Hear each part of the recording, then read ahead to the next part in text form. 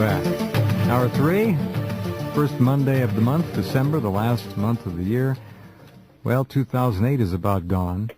We're heading into rougher and rougher waters, as we're going to hear right now with Clif High, who is back. Clif and George Ewer, his partner and associate, accomplice, colleague, and all the rest of those good things, have put together some of the most extraordinary information I have ever come across. The website, of course, is halfpasthuman.com. Let me tell all of you briefly what George and Clif do at halfpasthuman.com. And what they do is forecast the future. And if I might read just a little bit here from the website, we are not alone in forecasting the future. All humans do it to some degree.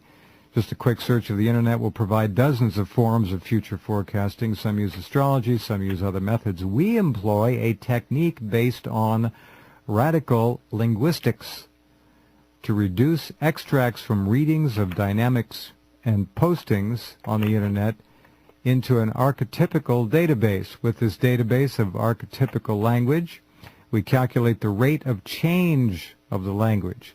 We calculate the rate of change in the language that they examine.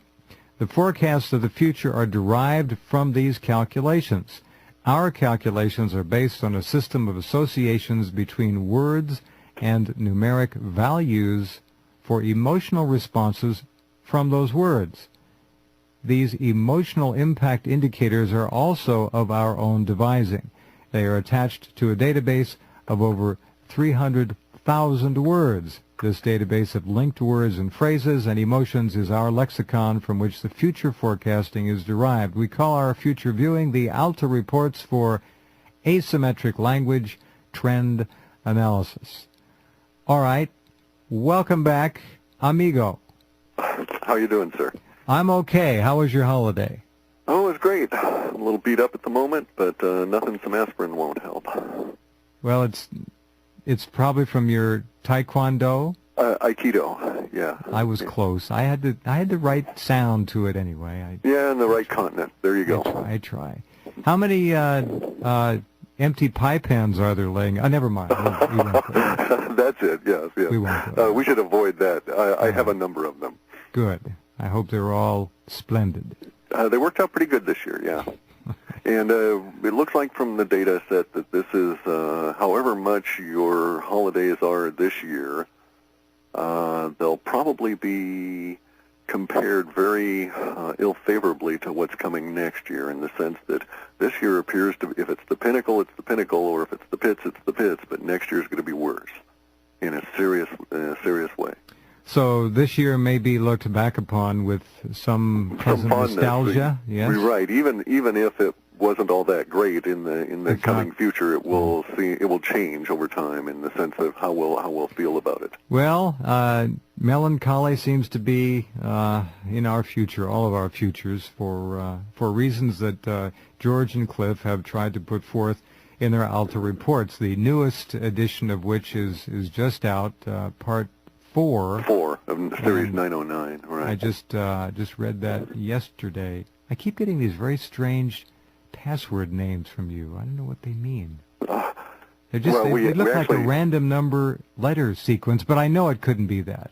No, it's not. Actually, it's used for linguistic watermarking, because we have problems with our own stuff showing up on the Internet. Funniest getting thing. Eaten by our own spiders. We need to be able to sort of like track it. So it's kind of like a linguistic barcode that allows us to say, oh, yeah, so-and-so was cutting and pasting, cinnamon, don't do this. And, well, you're talking to someone who's been cut and pasted more times than he could count. Sure, and you certainly understand the issue there. Yeah. I do. It's very unnerving.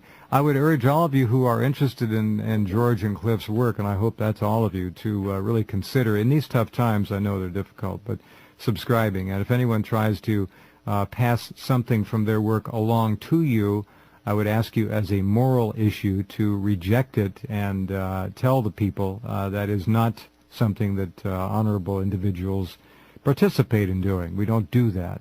These men work very, very hard at what they do, and they make their work available to all who'd like to subscribe, and Clif and George certainly have shared a lot of it on this program, and Clif has been kind enough to show up each month to do that to a substantially intriguing degree, and we're going to do that in this hour. The Mumbai attacks, did they show up as any kind of a bump on the terrain? We have them in a sense of in the military. Remember, we were discussing that as of in the, I think it was in 709, the previous series. Mm-hmm. So that would have been back early August, maybe late July. Mm-hmm. And one of those, I'd mentioned some information about how after midnight on the 26th of November, we were basically, that was when things were going to get very tense, because along with the economic problems, along would come the military. I remember that. I Right. do remember that, yeah. And we have that on George Jur's urbansurvival.com site. He referenced that a couple of days ago, and I'm sure it's still available. Mm-hmm. Mm-hmm. We're not out of the woods on that yet. We weren't specific about India per se. The part of our problem is, of course, we have huge amounts of data, and we have a tendency to think of individuals in omni-humanity as being sliced and diced by geographic boundaries, so therefore Indians versus Pakistanis. And our Right. data doesn't really quite work that way. It works as a global population from which we can actually subset very large groups, like the Russian populace or the USA or French or British or even or Indian.